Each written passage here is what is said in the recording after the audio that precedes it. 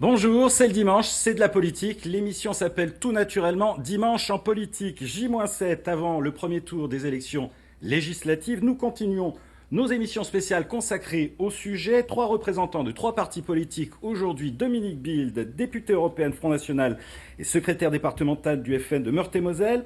Jacques Lamblin, député maire de Lunéville et président des Républicains 54. Et enfin, Bora Yilmaz, secrétaire départemental du Parti communiste et membre du Conseil national du PCF, sont nos invités. Bonjour à vous 3. Une première question toute simple, en 2 phrases. Comment vous qualifieriez la campagne législative actuelle? Honneur aux dames, Dominique Bilde. Bonjour. Mais écoutez, la campagne se passe plutôt bien, un peu chaudement. C'est vrai que les gens sont un petit peu...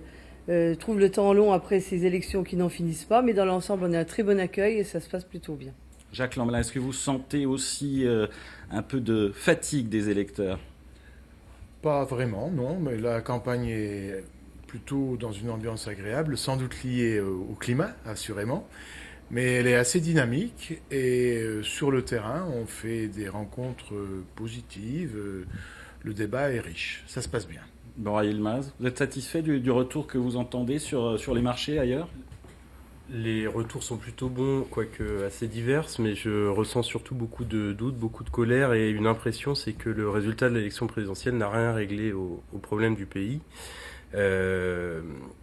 Qu'on est dans la continuité des 2 quinquennats précédents et donc beaucoup d'hésitation encore chez les électeurs et donc une incertitude à une semaine du scrutin sur le résultat. Alors on va essayer de regarder justement quels seront les résultats, les pronostics en tout cas, sur cette élection législative. J-7 donc avant le premier tour. Quelles sont les tendances? Regard sur les sondages, c'est juste après le jingle. Les intentions de vote au premier tour, donc, c'est un sondage Ipsos Steria réalisé pour France Télévisions le 30 mai dernier. Regardez ce que cela donne. Les Républicains En Marche avec le Modem 29,5%, l'UDI-LR DVD 22%, le Front National à 18%, France Insoumise 11,5%, Parti Socialiste PRG-DVG 9%, et enfin le Parti communiste à 2%. Jacques Lamblin a 22% d'intention de vote pour les Républicains et l'UDI. Vous êtes satisfait? C'est en progrès? Vous pouvez mieux faire?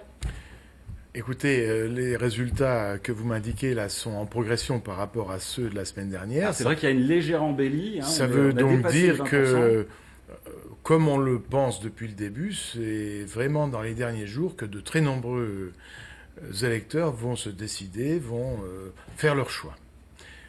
Et dans ces conditions, je crois que les déclarations des candidats, les programmes, parce que ce n'est pas une élection, c'est 577 élections, rappelons-le.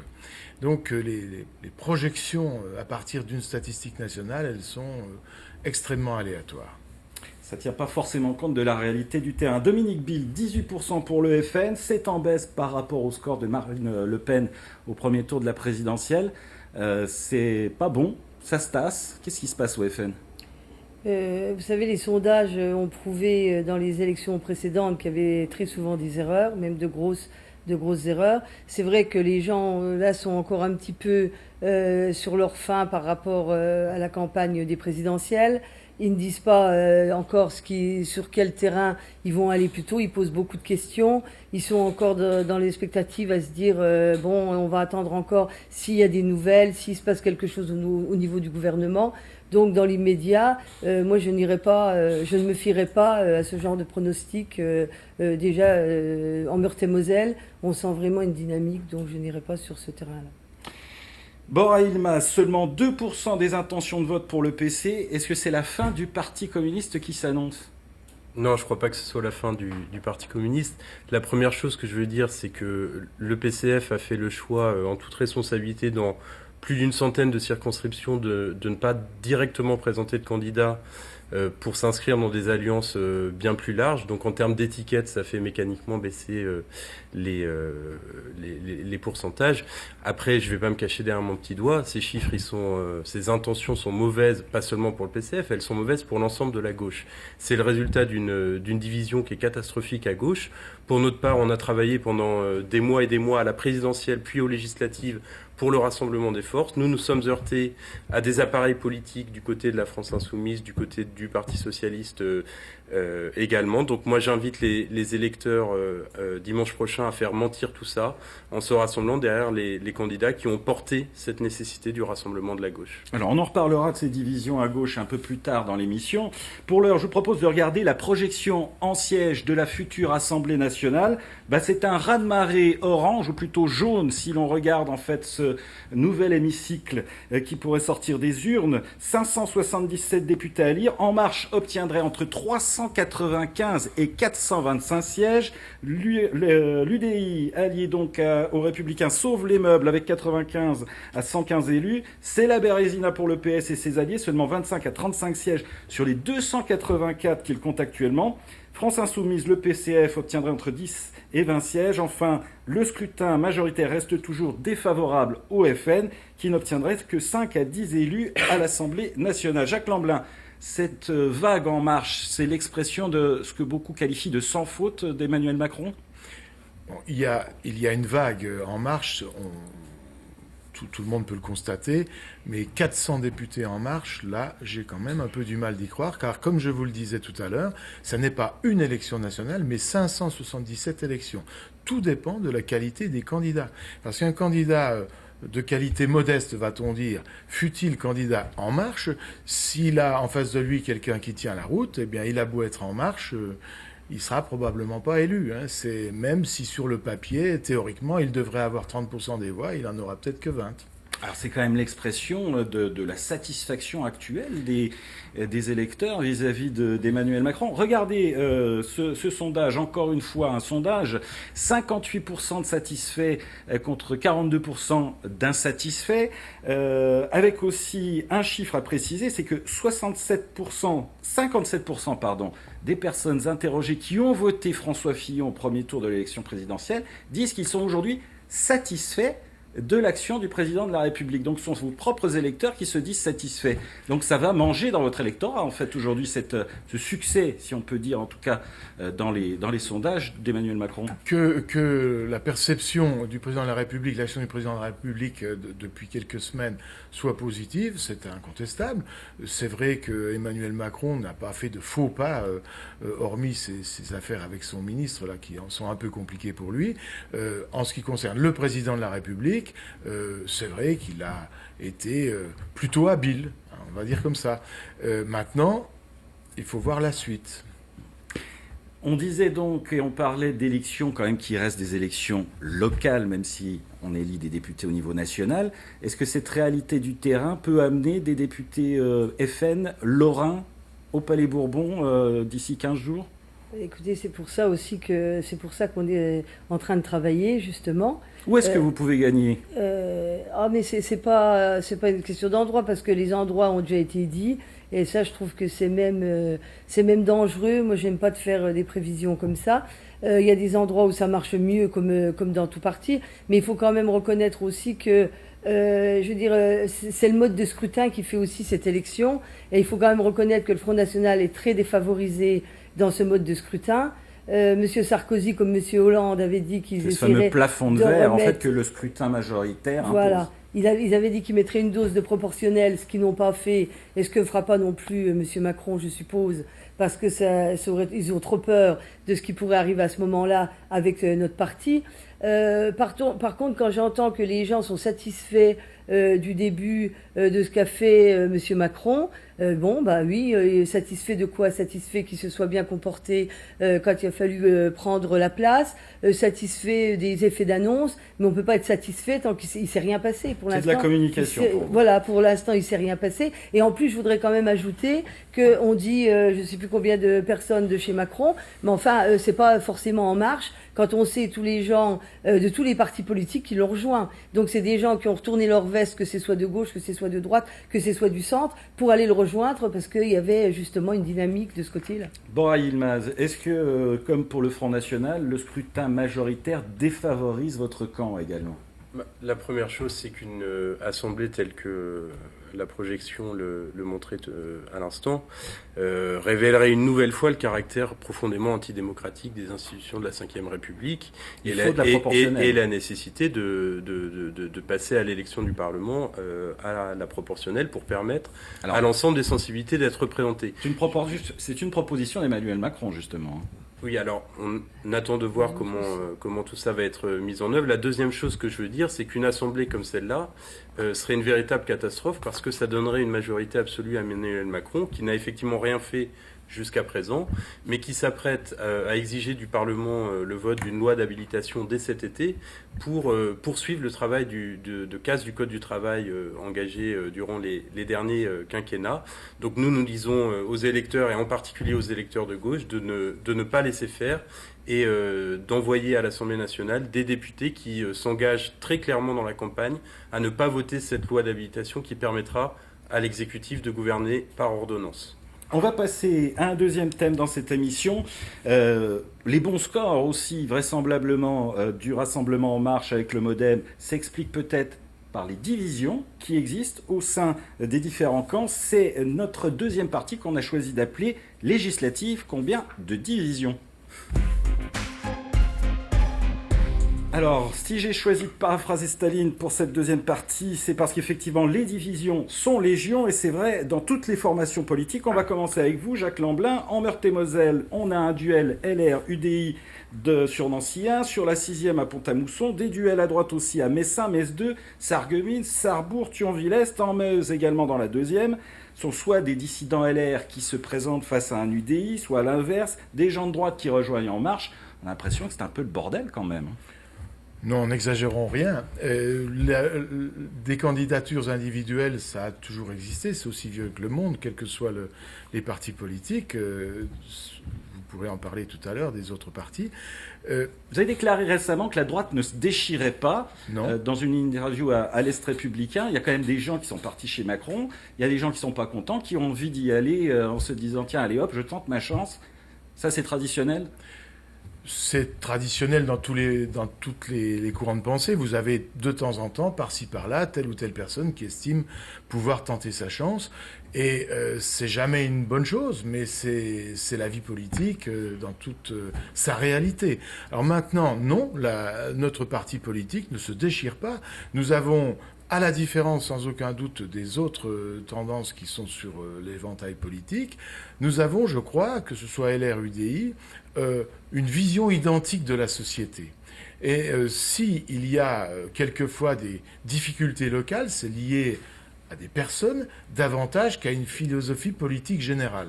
C'est la grande différence par rapport à ce qui arrive en ce moment au Parti socialiste, qui finalement se retrouve face à une situation...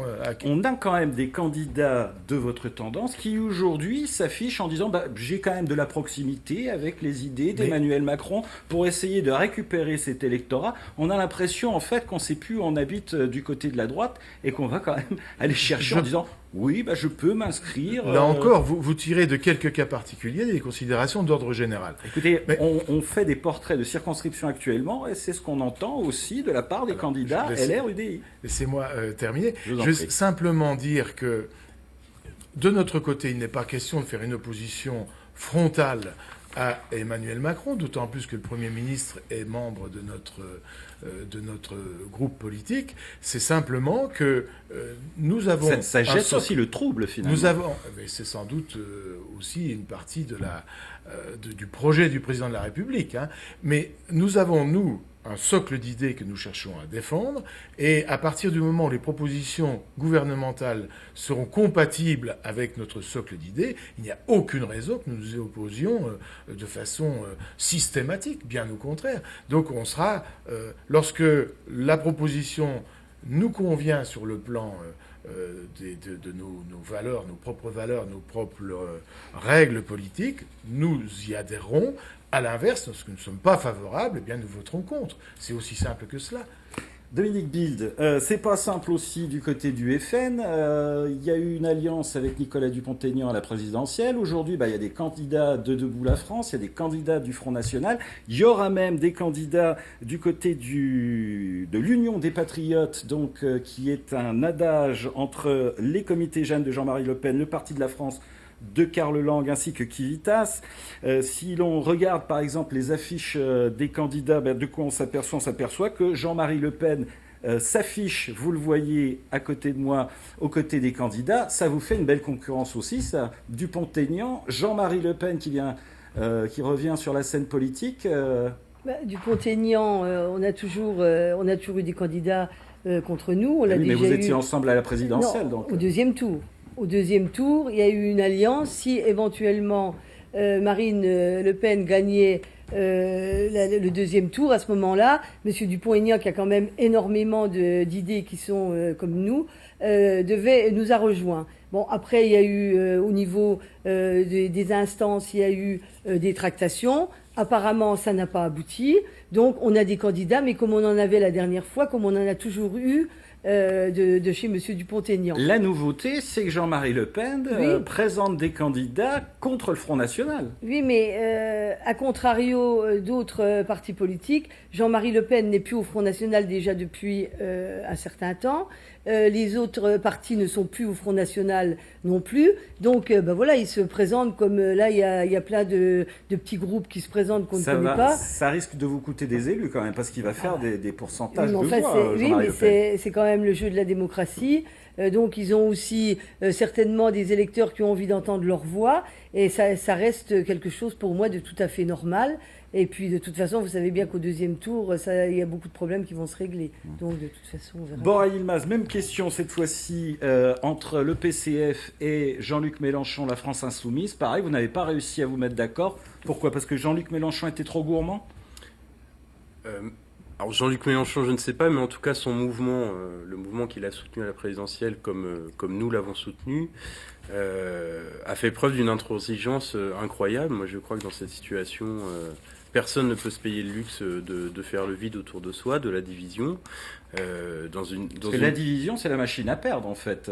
Évidemment, c'est pour ça que nous, on a pris énormément d'initiatives. On a travaillé et à la présidentielle et aux législatives, au rassemblement des forces qui ont soutenu Jean-Luc Mélenchon d'une part, mais aussi Benoît Hamon. On voit que dans plus de la moitié des circonscriptions du pays, une telle alliance, une telle dynamique à l'élection législative aurait peut-être permis de virer en tête, d'empêcher du même coup à Emmanuel Macron de mettre en œuvre ses projets de régression sociale, et d'empêcher également aux représentants de l'extrême droite ou de la droite dure qui sont ici sur le plateau de sortir renforcés de la séquence. Alors, toutes ces dissensions sentent quand même la bonne cuisine politique. La tentative de renouveler la politique française passe aussi par une loi, c'est celle de la moralisation de la vie politique. Est-ce possible ? On en reparle tout de suite après le petit jingle. Donc l'actualité de la semaine a été marquée par la présentation de la loi de moralisation de la vie politique. C'est François Bayrou donc qui a porté le projet. Ce sera un des grands chantiers du quinquennat. Ce sera le premier chantier du quinquennat d'Emmanuel Macron. Regardez ce reportage de la rédaction nationale pour bien comprendre quel est l'enjeu de ce projet de loi, et on en reparle tout de suite après. C'était une promesse de campagne. Proposer le plus rapidement possible un projet de loi sur la moralisation de la vie publique. François Bayrou en a dessiné les premiers contours. Il ne s'agit plus de se prononcer sur tel ou tel comportement individuel, ni d'adopter des demi-mesures. Le véritable enjeu est d'adopter une démarche globale de nature à restaurer la confiance des citoyens dans l'action publique. Première étape, une réforme constitutionnelle pour limiter les élus à 3 mandats maximum, interdire le cumul ministre plus mandat exécutif local et interdire aux anciens présidents de siéger au Conseil constitutionnel. Deuxième volet, la transparence des élus. Le projet prévoit l'interdiction des emplois familiaux, la suppression de la réserve parlementaire et la prévention des conflits d'intérêts. Enfin, pour financer les partis politiques de façon plus transparente, le gouvernement veut créer une banque de la démocratie. Un texte plutôt bien accueilli par les associations de lutte contre la corruption. C'est un bilan globalement positif. Mais il faudra d'une part que le Parlement l'accepte et que ne s'enlisent pas les projets de loi constitutionnels, qui doivent quand même être votés dans les mêmes termes par les deux assemblées. Et il faudra y ajouter la question de l'indépendance de la justice. Sur ce point, François Bayrou annonce une révision constitutionnelle pour assurer l'indépendance des magistrats du parquet. Une réforme promise depuis une vingtaine d'années, mais qui n'a jamais vu le jour. Jacques Lamblin, je vais vous poser une question curieuse. Si cette loi avait existé avant, est-ce que François Fillon aurait été élu? Il n'aurait pas pu employer son épouse? Oui, c'est une façon de voir les choses, effectivement. Là, je ne m'attendais pas à cette question. On va voir ce qui restera de la proposition de François Bayrou à l'arrivée. Il y a dans les propositions qui sont faites des mesures intéressantes. Après, je suis quand même assez méfiant parce que on risque, parce qu'on veut beaucoup de transparence, on risque de remplacer des méthodes relativement simples par de la bureaucratie. Le cas typique, les frais de mandat parlementaire. Vous savez, là, chaque député a une somme d'argent qui lui permet de faire tourner sa permanence. Qu'on décide de faire un remboursement sur justificatif, moi ça me convient très bien, c'est tout à fait...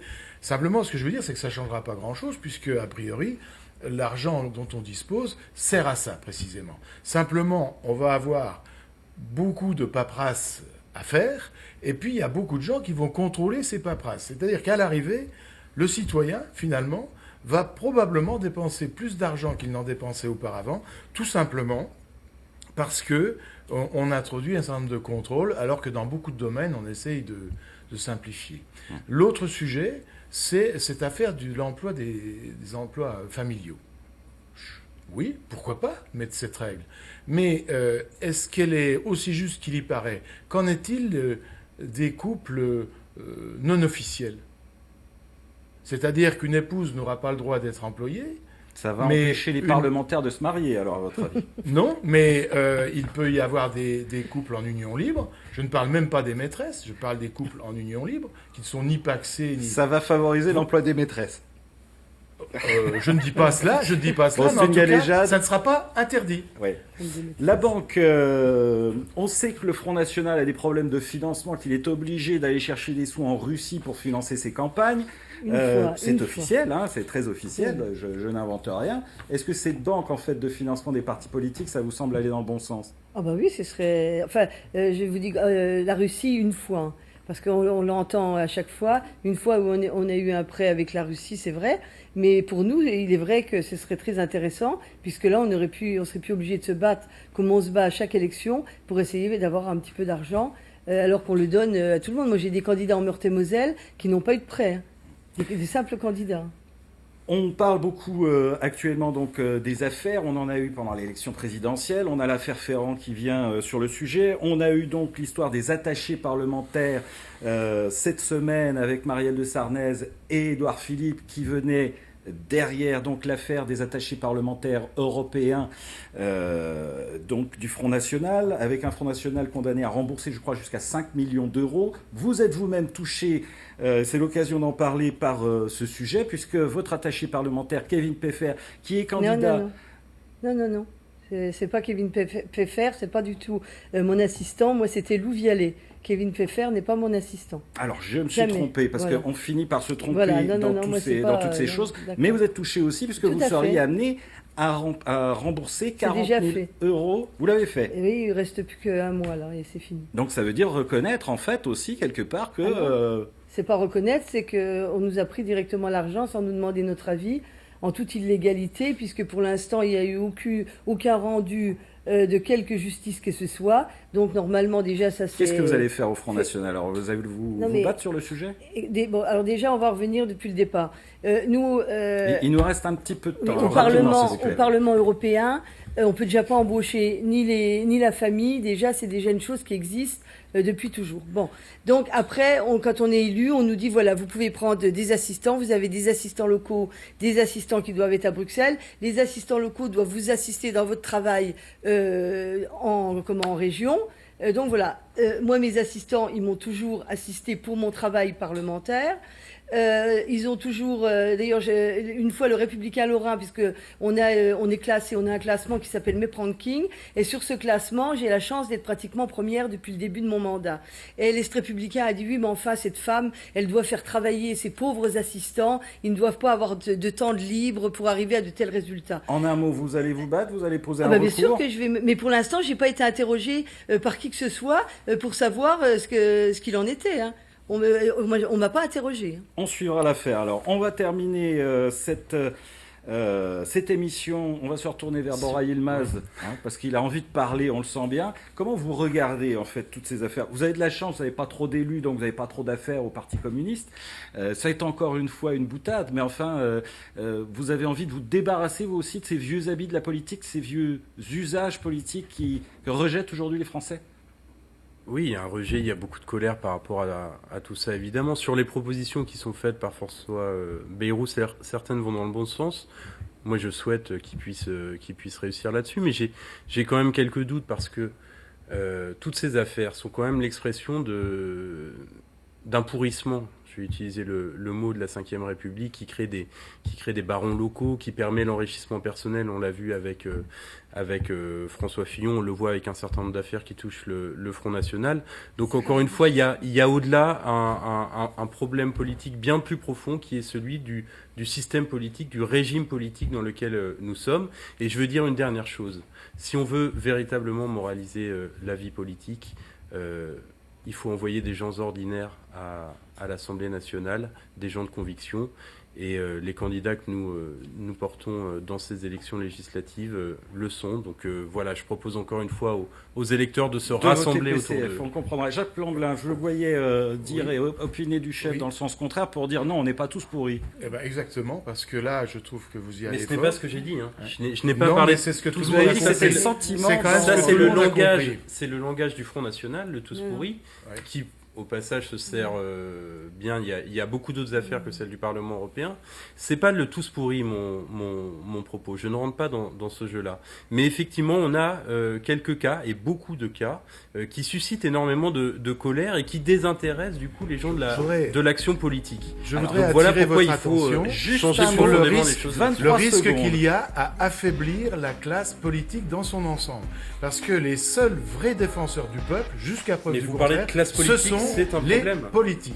Ce sont les élus. Il n'y a pas d'enregistrement personnel. Il faut élire des gens ordinaires. On va continuer le débat entre nous. C'est la fin de cette émission. Merci de nous avoir suivis. Très bon dimanche à toutes et à tous.